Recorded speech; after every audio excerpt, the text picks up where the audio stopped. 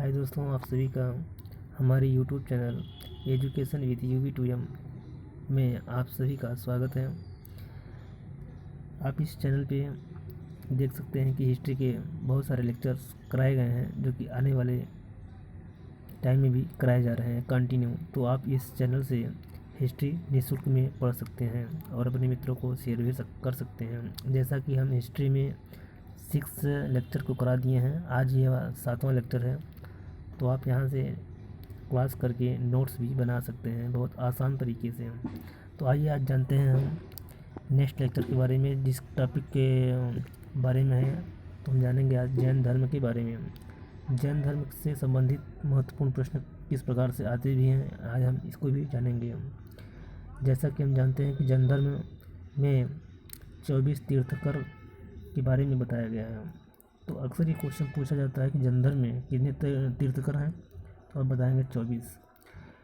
और 24 तीर्थकारों के बारे में इस पुस्तक में लिखा गया है, तो आप बताएंगे कल्पसूत्र पुस्तक में लिखा गया है। और इसको लिखा किसने है? भद्रबाहु ने लिखा है। तो उसके बाद अगला प्रश्न ये पूछा जाता है कि जैन धर्म किस समय का था ये। तो जब हमारा सिंधु घाटी सभ्यता था, ये तो उस समय का है। तो हम नेक्स्ट कह सकते हैं कि जैन धर्म सिंधु घाटी सभ्यता के समकालीन था। नेक्स्ट, जैन धर्म सिंधु घाटी समय की समकालीन था। पहले अगर हम नेक्स्ट इसमें तीर्थंकर की बात करते हैं, तो हमारे इसमें पहले जैन धर्म में पहले तीर्थंकर थे ऋषभदेव, जो कि अहिंसा और अपरिग्रह से संबंधित थे। तो पहले तीर्थंकर का नाम आप बताएंगे ऋषभदेव, जो कि इनका प्रतीक चिन्ह क्या है? साण है। ये अक्सर ये प्रश्न पूछा जाता है कि ऋषभदेव का प्रतीक चिन्ह क्या है, तो आप बताएंगे साण। इनका उपनाम क्या था? इनको केसरिया देव या आदिनाथ भी कहा जाता है, जो कि ऋग्वेद में इनका वर्णन मिलता भी है। तो केसरिया देव और आदिनाथ ये किसके उपनाम हैं? ये आपके ऋषभदेव के हैं, जो आपके पहले तीर्थंकर जैन धर्म में बताए गए हैं। तो ये रैंक याद करिएगा। ये कोई प्रश्न अक्सर ये पूछा जाता है कि कभी कभी ये भी पूछ लिया जाता है कि अब कौन से तीर्थंकर हैं, तो इसलिए ये जानना बहुत इम्पोर्टेंट है।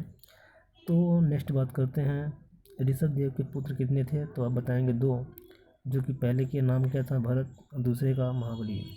महाबली को हम बाहुबली के भी नाम से जानते हैं। इनकी जो मूर्ति बनाई गई है वो कहाँ बनाई गई है? श्रवणबेलगोला में, जो कि कर्नाटक में है। किसने बनवाया था? चामुंडा राय ने बनवाया था। किसने बनाया था? चामुंडा राय ने। ये थे आप हमारे पहले तीर्थंकर के बारे में। आइए हम जानते हैं नेक्स्ट दूसरे तीर्थंकर के बारे में, जो कि हमारे जैन धर्म में दूसरे तीर्थंकर का नाम है अजीतनाथ। क्या नाम है? अजीतनाथ। इनका प्रतीक चिन्ह की अगर बात करते हैं तो इनका प्रतीक चिन्ह क्या है? हाथी है। तीसरे तीर्थंकर की बात करें तो तीसरे तीर्थंकर का नाम क्या था? शंभुनाथ। इन्हीं शंभुनाथ का जो प्रतीक चिन्ह था वो क्या था? घोड़ा। नेक्स्ट देखिए, इसमें जो महत्वपूर्ण है बस उसी तीर्थंकर के बारे में चर्चा किया गया है। तो स्टार्टिंग से ये 3 पूछता है, बाकी लास्ट का 3-4 तक पूछता है अक्सर ये प्रश्नों में। तो नेक्स्ट क्या है? 21वां जब तीर्थंकर की बात करेगा तो आप बताएंगे नमीनाथ। क्या बताएंगे? नमीनाथ। इनका प्रतीक चिन्ह क्या था? नील कमल था। क्या था? नील कमल। 22वें तीर्थंकर की अगर हम बात करते हैं तो इनका नाम क्या था? अरिष्टनेमि। क्या नाम था? अरिष्टनेमि। इन्हीं को नेमिनाथ भी कहा जाता था। और इनका जो प्रतीक चिन्ह था अरिष्टनेमि का, तो इनका प्रतीक चिन्ह क्या है? शंख है। क्या है? शंख। अगर नेक्स्ट 23वें तीर्थंकर की बात करें तो जैन धर्म के 23वें तीर्थंकर हैं पार्श्वनाथ। कौन है? पार्श्वनाथ। और अगर इनके हम नेक्स्ट 23वें तीर्थंकर पार्श्वनाथ हैं, अगर इनके हम प्रतीक चिन्ह की बात करते हैं तो प्रतीक चिन्ह का क्या है? सांप है। पार्श्वनाथ ने 4 शिक्षाएँ दी थी। कितनी शिक्षाएँ दी थी? 4 शिक्षाएँ। तो क्वेश्चन कभी कभी इस प्रकार से पूछा जाता है कि पार्श्वनाथ जैन धर्म के किस नंबर के तीर्थंकर हैं, तो आप बताएंगे 23, यानी 23वें तीर्थंकर हैं। तो पार्श्वनाथ ने 4 शिक्षाएँ दी थी। पहला था सत्य। इन्होंने पहला सत्य के बारे में बताया था कि हमें प्राणी को हमेशा सत्य बोलना चाहिए। सेकंड क्या बताया था, अहिंसा के बारे में कि हमको हिंसा नहीं करना चाहिए। तीसरा क्या बताया था, अस्तेय। अस्तेय का मतलब होता है कि चोरी न करना। तीसरी शिक्षा में इन्होंने बताया था कि चोरी नहीं करना चाहिए। चौथी शिक्षा में इन्होंने बताया था अपरिग्रह के बारे में, अपरिग्रह के बारे में। तो अपरिग्रह का मतलब क्या होता है कि धन संचय न करना, मतलब धन को इकट्ठा नहीं करना चाहिए। तो ये 4 शिक्षा किसने दिया था, पार्श्वनाथ ने दिया था। तो ये 4 शिक्षाएं।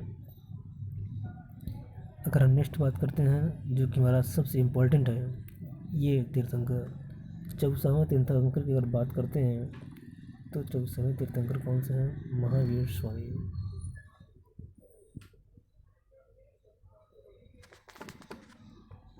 24वें तीर्थंकर कौन है, महावीर स्वामी। इन्हीं को हम वास्तविक संस्थापक के नाम से भी जाना जाता है।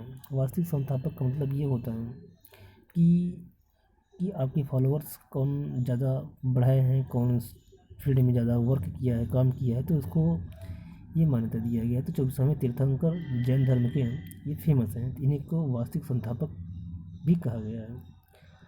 तो अक्सर ये प्रश्न पूछा जाता है कि जैन धर्म के 24वें तीर्थंकर कौन है, तो आप बताएंगे महावीर स्वामी, जो कि जैन धर्म के वास्तविक संस्थापक भी हैं। क्या हैं, वास्तविक संस्थापक। आइए नेक्स्ट, अगर इसमें अभी तक इसमें हम जाने हैं ऊपर जो हमारे 23वें तीर्थंकर थे पार्श्वनाथ, इन्होंने 4 शिक्षा दिया था, सत्य, अहिंसा, अस्तेय, अपरिग्रह। तो महावीर स्वामी ने 5वीं शिक्षा क्या दिया था, ब्रह्मचर्य के बारे में दिया था। किसके बारे में दिया था, ब्रह्मचर्य के बारे में। अगर महावीर स्वामी के अगर हम प्रतीक चिन्ह के बारे में बात करें तो इनका प्रतीक चिन्ह क्या होता है, शेर होता है, इसी को चिन्ह कहा गया है। अगर इनके जन्म की बात करें तो इनका जन्म कब हुआ था महावीर स्वामी का, तो आप बताएंगे महावीर स्वामी का जन्म 540 BC में हुआ था। कितने हुआ था, 540 BC में। कुंडग्राम, ये कहाँ पे है, वैशाली में है। कहाँ पे है, वैशाली में। तो महावीर स्वामी का जो जन्म हुआ था 540 BC कुंडग्राम वैशाली में हुआ था। अगर इनकी मृत्यु की बात करते हैं तो महावीर स्वामी का जो मृत्यु हुआ था वो 468 BC पावापुरी में हुआ था। कहाँ हुआ था, पावापुरी में। और 21 दिन हुआ था इनकी मृत्यु महावीर स्वामी का, दीपावली के दिन हुआ था। किस दिन हुआ था, दीपावली के दिन हुआ था। अगर हम महावीर स्वामी के पिता का नाम की बात करते हैं तो इनके पिता कौन थे, सिद्धार्थ। और इनकी माता कौन थी, इनकी माता का नाम था त्रिशला। क्या था, त्रिशला। इनके पिता सिद्धार्थ जात्रिक वंश यानी इक्ष्वाकु वंश से ये संबंध रखते थे। और इनकी जो माता थी वो लिच्छवी वंश से संबंध रखती थी। ये कौन थे, ये चेतक की बहन थी। अगर हम महावीर स्वामी के बचपन के नाम की बात करें तो इनका बचपन का नाम था वर्धमान। क्या नाम था, वर्धमान। और इनके पत्नी का नाम क्या था, यशोदा। क्या था, यशोदा। ये था महावीर स्वामी से संबंधित महत्वपूर्ण टॉपिक के बारे में। नेक्स्ट है, इनकी पुत्री का नाम क्या था। इनकी पुत्री का नाम था अनुजा प्रियदर्शनी था। इनकी पुत्री का नाम क्या था, अनुजा प्रियदर्शनी। अगर इनके दामाद की बात करें तो इनके दामाद का नाम था जमाली, जो कि इन्हीं को ही महावीर स्वामी ने पहला उपदेश दिया था। जमाली कौन थे, इनके दामाद थे। इन्हीं को पहला उपदेश दिया गया था। और इनको किस भाषा में दिया गया था, तो आप बताएंगे अर्धमागधी भाषा में दिया गया था। किस भाषा में दिया गया था, तो आप बताएंगे अर्धमागधी भाषा में दिया गया था। बाद में इसकी भाषा क्या हो गई, प्राकृत हो गई। तो ये प्रश्न पूछा जाता है कि जैन धर्म की भाषा क्या थी, तो पहले आप बताएंगे। अगर पहले का पूछेगा तो आप बताएंगे अर्धमागधी भाषा।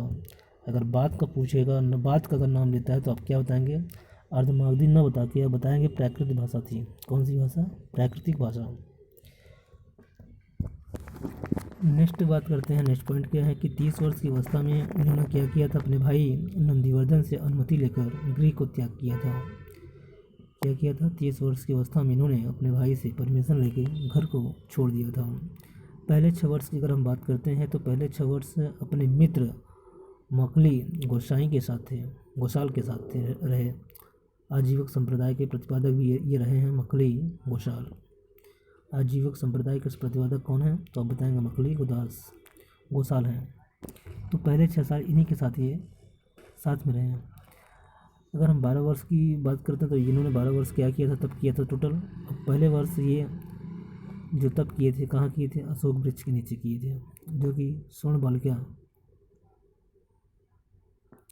का नदी के किनारे है। अंतिम 11 वर्ष और 6.5 महीने की बात करते हैं तो ये कौन से वृक्ष के नीचे ज्ञान प्राप्त तब किए थे? साल वृक्ष के नीचे, जो कहाँ पे था, कौन सी नदी किनारे? तो आप बताएंगे ऋजुपालिका नदी किनारे। ऋजुपालिका नदी के किनारे इन्होंने क्या किया था? अपने ज्ञान की प्राप्ति हुई थी इनको। किस गांव में हुआ था? झिझक के जाम्रिक गांव में, झिझक या जाम्रिक गांव। तो ज्ञान प्राप्ति के बाद महावीर स्वामी कैवलिन जिन निर्ग्रंथ कहलाया। कैवलिन मतलब होता है कि कैवलिन का मतलब होता है आत्मा और शरीर के बीच का जो मिलन होता है उसको कैवलिन कहते हैं। ठीक है, नेक्स्ट जानते हैं हम। पहला उपदेश हमारा राजगृह में दिया गया था और किस भाषा में दिया गया था? अर्धमागधी भाषा में दिया गया था। पहला उपदेश कहाँ दिया गया था? राजगृह में। और किस भाषा में दिया गया था? हम जानते हैं कि पहली भाषा क्या थी इसकी? अर्धमागधी भाषा थी, तो इन्होंने अर्धमागधी भाषा में दिया था। तो नेक्स्ट बात करते हैं कि केवलिन क्या होता है? केवलिन होता है आत्मा व शरीर के बीच का जो अंतर होता है। जिन क्या होता है? जो खुद की इच्छाओं पर विजय प्राप्त कर लेता है उसको जिन कहते हैं। जिन किसको कहते हैं? जो खुद की इच्छाओं पर विजय प्राप्त कर लेता है उसको जिन कहा जाता है। निर्ग्रंथ की बात करते हैं तो निर्ग्रंथ क्या कहलाता है? निर्ग्रंथ उसको कहते हैं जो सांसारिक बंधन से मुक्त हो, जिसको किसी सांसारिक बंधन में न फंसा हो, एकदम फ्री हो, तो उसको क्या बोलते हैं? निर्ग्रंथ। ज्ञान की प्राप्ति कहाँ हुई थी इनको? वैशाख दशमी के समय हुआ। जैन धर्म के त्रिरत्न के बारे में बताया गया है। जैन धर्म कितने रत्न होते हैं? इसमें 3 रत्न के बारे में बताया गया है। तो अक्सर ये प्रश्न पूछा जाता है कि जैन धर्म के कितने रत्न बताए गए हैं? तो आप बताएंगे 3 रत्न। कौन कौन से? पहला सम्यक दर्शन, दूसरा सम्यक ज्ञान, तीसरा सम्यक आचरण। तो ये जैन धर्म के 3 क्या हैं? त्रिरत्न हैं। पहला सम्यक दर्शन, दूसरा सम्यक ज्ञान, तीसरा सम्यक आचरण। नेक्स्ट बात करते हैं हम जैन समितियाँ। तो जैन साहित्य में, जैन धर्म में अगर हम बात करते हैं जैन समितियाँ कितनी बताई गई हैं? 2। कौन कौन सी? पहला क्या है? 300 BC में, पहला 300 BC पाटलिपुत्र।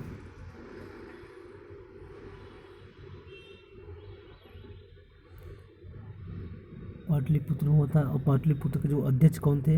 ये थे स्थूलभद्र थे। कौन थे? स्थूलभद्र। दूसरी जैन समिति कहाँ हुए? किस काल में हुआ था? 512 BC में। कहाँ हुआ था? पल्लवी में हुआ था, जो कि गुजरात में है। और इसके 2 जो अध्यक्ष थे वो कौन थे? देवर्धि क्षमा श्रवण थे। कौन थे? देवर्धि क्षमा श्रवण। ये हमारे जैन साहित्य में 2 जैन समितियाँ बताई गई हैं, जो कि इसमें से एक प्रश्न अक्सर पूछा जाता है। नेक्स्ट बात करते हैं जैन धर्म में कसाय क्या है। ठीक है, कसाय का मतलब होता है दुख। कसाय का तात्पर्य किससे है? दुख से संबंध है। तो जैन धर्म में कितने दुख के बारे में बताया गया? जैसे क्रोध हो गया, माया हो गया, मान हो गया। तो ये 3 कसाय के बारे में बताया गया है। नेक्स्ट जानते हैं जैन साहित्य को क्या कहा जाता है? आगम कहा जाता है। क्या कहा जाता है? आगम। ठीक, जो कि जैन साहित्य में को हम आगम तो कहते हैं, लेकिन जैन साहित्य को में क्या क्या चीज़ें बताई गई हैं? इसमें 14 पूर्व के बारे में जिक्र किया गया है। 12 उपांग का मतलब जिक्र किया गया है। और कितने क्षेत्र सूत्र की बात किया गया है? 6। तो अक्सर ये प्रश्न पूछा जाता है कितने जैन साहित्य में कितने उपांग हैं? तो आप बताएंगे 12। क्षेत्र सूत्र कितने हैं? 6। पूर्व के बारे में 14। नेक्स्ट प्रश्न है जैन धर्म की शाखाएं। अगर हम जैन धर्म की शाखाओं की अगर बात करते हैं तो जैन धर्म में 2 शाखाओं का बारे में जिक्र किया गया है। जैन धर्म में 2 शाखाएं के बारे में जिक्र किया गया है। पहला है श्वेतांबर, दूसरा है दिगंबर। श्वेतांबर के जो लीड करता था उनको कहा जाता था स्थूलभद्र, और दिगंबर को जो लीड करता था उनको कहा जाता था भद्रबाहु। तो श्वेतांबर को लीड कौन करता था, तो आप बताएंगे भद्रबाहु, वो स्थूलभद्र, और दिगंबर को भद्रबाहु। श्वेतांबर का मतलब ये होता है कि जो सफ़ेद वस्त्र का धारण करता हो। किस वस्त्र का? सफ़ेद वस्त्र का धारण करता हो। और भद्रबाहु दिगंबर का मतलब जिसमें नग्न वस्त्र में ये हमेशा रहते थे। ये उत्तर भारत से संबंध रखते थे और ये दक्षिण भारत से, इस प्रकार से ये संबंध रखते थे। दक्षिण भारत में श्वेतांबर शाखा का प्रचार किसने किया था? ये सुहस्तिन ने किया था। किसने किया था? सुहस्तिन ने। दक्षिण भारत में श्वेतांबर की चर्चा किसने किया था? ये सुहस्तिन ने किया गया था, क्योंकि ये उत्तर से दक्षिण में चले गए थे। इन्होंने ही श्वेतांबर के बारे में चर्चा किया था। तो इनका नाम अब क्या बताएंगे? सुहस्तिन। नेक्स्ट है जैन धर्म, जैन संघ के बारे में। जैन संघ में क्या बताया गया? इसमें क्या था जैन संघ में? इसमें 11 गणधर के बारे में बताया गया था, जो कि इसमें गणधर का मतलब ये होता है कि इसमें 11 मुख्य कैंडिडेट्स इसमें थे। मतलब जैसे कोई भी टीम होती है तो इसमें कितने मुख्य लोग थे, तो इसमें 11 गणधर के बारे में बताए गए थे। और इसमें क्या था कि महावीर स्वामी की जो मृत्यु के समय जो अध्यक्ष कौन था? महावीर स्वामी की मृत्यु के समय अध्यक्ष कौन था? तो आप बताएंगे इंद्रभूति था। कौन था? इंद्रभूति। फिर उसके बाद अगले अध्यक्ष किसको बनाया गया? सुधर्मन था। कौन था? सुधर्मन। तो अक्सर ये प्रश्न पूछा जाता है कि जनसंघ में महावीर कितने गणधर थे? तब क्या होता है? 11। महावीर स्वामी की मृत्यु के समय अध्यक्ष कौन था? तो कौन था? इंदुभूति था। बाद में अगला अध्यक्ष किसको बनाया गया था? तो आप बताएंगे सुधर्मन। और इसमें क्या था कि जैन भिक्षुणी संघ की अध्यक्ष कौन था? जैन भिक्षुणी संघ की अध्यक्ष, तो आप बताएंगे चंदना। कौन था? चंदना। और इसमें क्या था? जैन सिद्धांत भी था। जैन सिद्धांत का जो मुख्य था वो क्या था? ज्ञान मीमांसा था। क्या था? ज्ञान मीमांसा। ज्ञान मीमांसा को 2 भागों में बांटा गया था। पहला था अनेकांतवाद, दूसरा था स्यायवाद। अनेकांतवाद में क्या होता था कि इसमें प्रत्येक जीव या वस्तु के अनेक गुण होते हैं। जीव या वस्तु के क्या होते थे? अनेक गुण होते थे। और स्यायवाद में क्या होते थे? उनके गुणों के को ही केवलिन जान सकते थे। कौन जान सकता था? केवलिन। नास्तिक का मतलब क्या होता है और आस्तिक का मतलब क्या होता है? नास्तिक का मतलब ये बताया गया है कि जो वेदों को अप्रमाणित मानते हो, ठीक है, जो वेदों को अप्रमाणित मानते हो उनको नास्तिक कहा जाता है। ये क्या थे? आजीवक संप्रदाय से संबंध रखते थे। ठीक।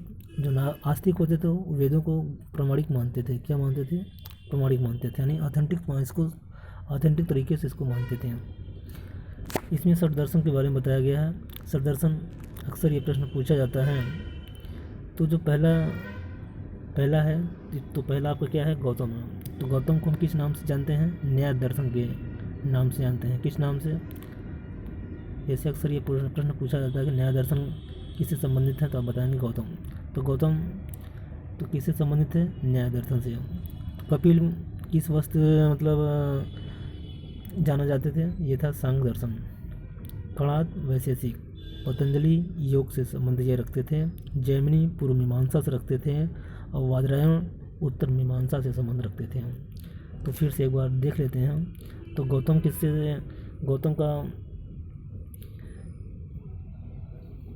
का जो हमारा संबंध था वो किससे था? न्याय दर्शन से था। कपिल का सांख्य दर्शन से था। कणाद का वैशेषिक था। पतंजलि का संबंध योग से था। जैमिनी का पूर्व मीमांसा से था।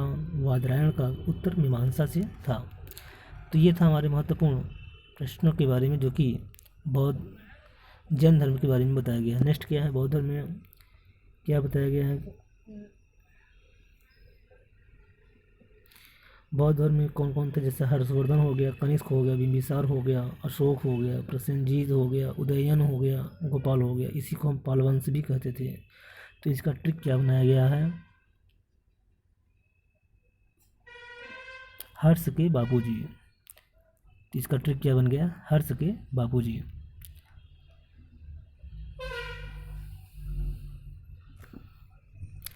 जैन धर्म में कौन कौन था? इसमें जैसे खाइवेल थे, अजातशत्रु थे, अमोघ वर्ष थे, चंद्रगुप्त मौर्य थे और उदयन थे और संप्रीति थे। ये था हमारे जैन धर्म और बौद्ध धर्म के बारे में, जो कि अक्सर ये प्रश्न पूछे जाते हैं तो इस टॉपिक में जितने भी चीज़ों को बताया गया है सभी प्रश्न अपने आप में एक एक लाइन बहुत ही इम्पोर्टेंट है। बाकी वीडियो अच्छी लगी हो तो आप चैनल को लाइक सब्सक्राइब अवश्य करें, अपने मित्रों को शेयर अवश्य करें। बाकी इस प्रकार से आप जीके की हर चैप्टर को बारी बारी से आप पढ़ सकते हैं। सभी सब्जेक्ट यहाँ पे बारी बारी से निःशुल्क में कराया जाएगा। बाकी वीडियो अच्छी लगी हो तो शेयर करें। जय हिंद दोस्तों।